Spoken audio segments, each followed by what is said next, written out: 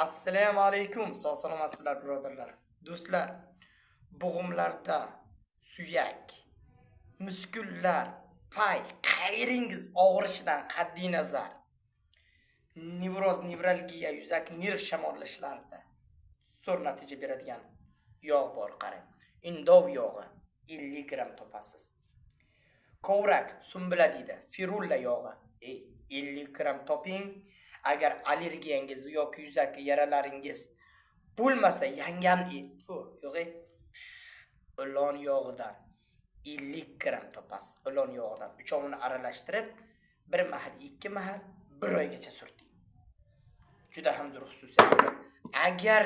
Agarda gemoroyingiz bo'lsa, indov yog'idan 50 gram, g'oz yog'idan 50 gram olib qo'shib 1-2 gramdan chiqarib teshik, anal teshigiga shpris bilan 1-2 mahal urib yuboring 15-20 kungacha. Agar bolalaringizda gijja bo'lsa, indov yog'idan 1-2 gramdan 2 mahal och qoringa ichiring.